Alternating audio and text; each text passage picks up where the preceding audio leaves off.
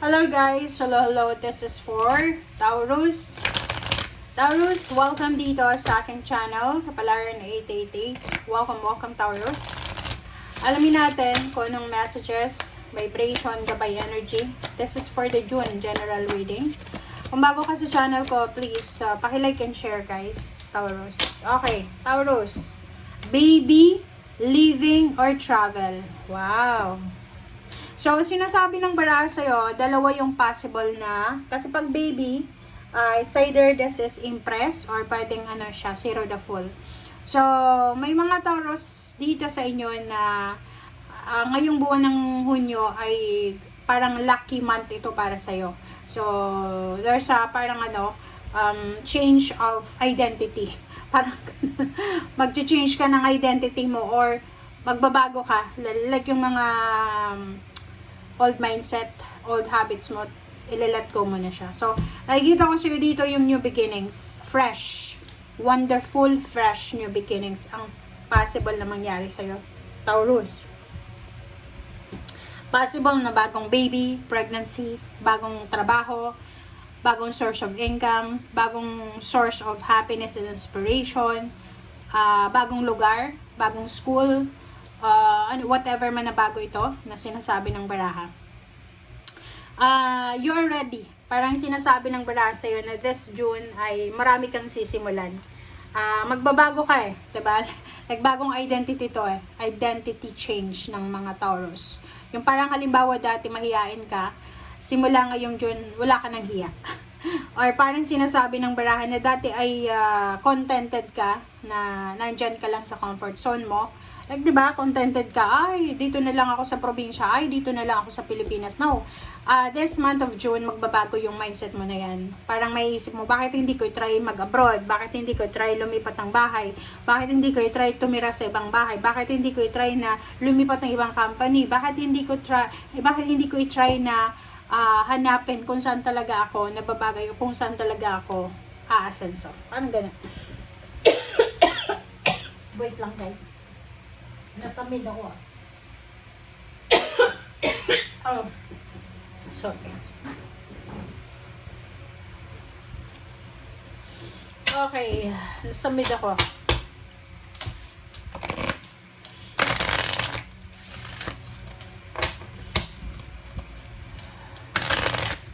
Taurus.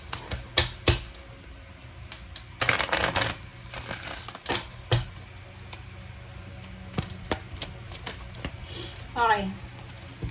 You have two cards. Fertility. So, same din dito sa baby. Baby and fertility and falling in love. So, unahin natin itong fertility. So, fertility and baby, they're the same. Sinasabi ng barahan na there's a potential, pregnancy, newborn, parang ganon. Medyo powerful yung mo ngayon sobrang motivated, sobrang inspired, sobrang excited ka. Okay? Nasa initiation energy ka. Parang new beginnings talaga. So, may sisimulan ka. Pangalawang baraha is falling in love. So, pwedeng ito ay sisimulan mong aalagaan yung sarili mo. Sisimulan mong mahalin yung sarili mo. Parang ganon. Kasi, dati siguro masyado kang nakafocus sa love life mo, sa parents mo, sa ibang tao. So now parang hindi sa pagiging selfish, but magiging sobrang attach ka sa sarili mo. Kumbaga uunahin mo ngayon yung sarili mo.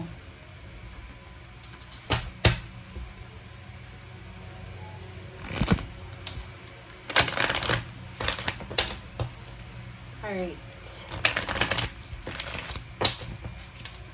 Taurus. Okay. Sharing yourself.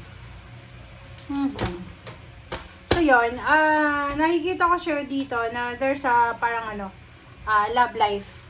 Pwede yung ibang Taurus makakapag, there's a new beginnings here. Pwedeng, anong tawag dyan? Yung iba parang magsisimula silang baguhin yung personality, bagong haircut, bagong lifestyle, healthy living ka na ba? Basta magbabago ka, yung parang paglabas mo ngayong katapusan ng June, going to July, sasabihin ng mga tao, wow, sino ka ba? Ba't bago ka na? Nag-iba ka na? Parang ganun. Alright. Okay, Taurus.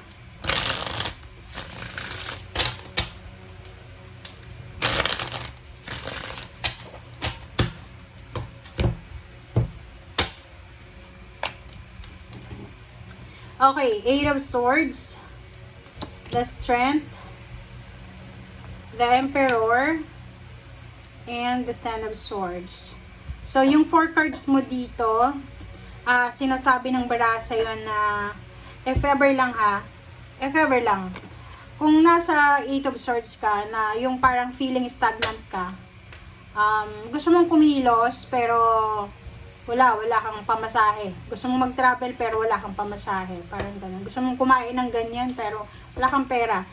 Sabi ng 10 of Swords sa'yo dito sa 8 of Swords, na huwag ka daw masyadong mag-alala, kasi matatapos makakaalas ka dyan sa 8 of Swords. Makakaalas ka dyan sa stagnant na situation na yan. Makakaalas ka dyan sa mga sitwasyon na alam mo na wala ng solusyon.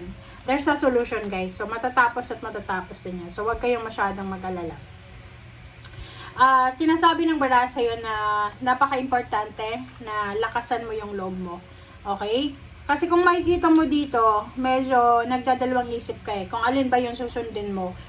Gusto mong mabago yung takbo ng buhay mo, pero yun na nga, yung iba stagnant. Yun, simpleng simpleng example is, gusto mong kumain ng ganyan, nagkikrave ka, pero wala kang perang pambili.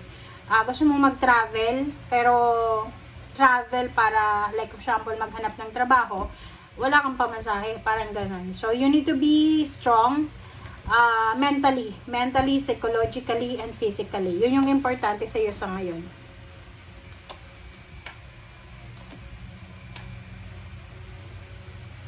Alright, so the Empress, 10 of Cups, and 4 of Wands. Okay, so yun, ngayong buwan ng June, going to July, sinasabi ng baraha sa'yo na sobra-sobra yung, like, malapit nang matapos yung June ito eh. So, maybe nasa second half na siya or second week ng June. Nakikita ko sa'yo dito, marami kang maiisip na paraan, solusyon, kung paano mo malulusutan yung mga sitwasyon na hindi maganda sa buhay mo. Nakikita ko sa'yo dito lahat ng mga hinanakit mo sa buhay, galit, all your pain and heartaches, lalo kung nabitray ka, ay posibleng matapos na. So, halimbawa lang halimbawa, nag-aaway kayong mag-asawa, and wala nang spark sa relationship nyo kasi pag palaging nag-aaway, alam nyo, nawawala yung confidence ng bawat isa dyan eh, 'di ba? Yung trust. So, dito sa barahang to, sinasabi na posibleng kayo ay magkaroon ng rason para mag-reconcile ulit, para magkabalikan. Another is for the family to. Sa pamilya, like kaaway mo yung parents mo, kaaway mo yung in-laws mo, or kaaway mo yung kapatid mo, or kung sino man nakaaway mo. Sabi ng baraha sa'yo dito na this June, there's an opportunity na ibibigay sa yung universe para makipag-reconcile ka, humingi ka ng tawad kung ikaw yung may kasalanan, kung may mga mag-a-ask sa'yo ng tawad, or mag-a-apologize sa'yo, kailangan mong tanggapin. And yung mga nasa tower moment na family before, like few months ago, maraming bumagsak na foundation, family. This month of June, sinasabi ng baraha na magiging stable and secured ulit yung foundation mo.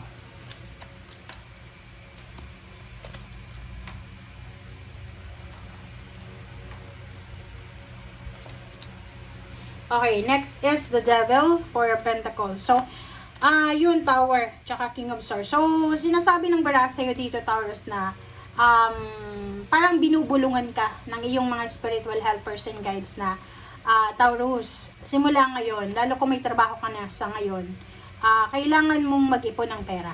Kailangan mong i-secure yung future mo. So, dito sinasabi na iwasan mo yung temptation. Like for example, bisyo, iwasan mo yung sobrang gastos para makapag-ipon ka ng pera para hindi na ulit mangyari kung ano man ang tower na ito. So, like for example, kung business iyan, kung may business ka, make sure na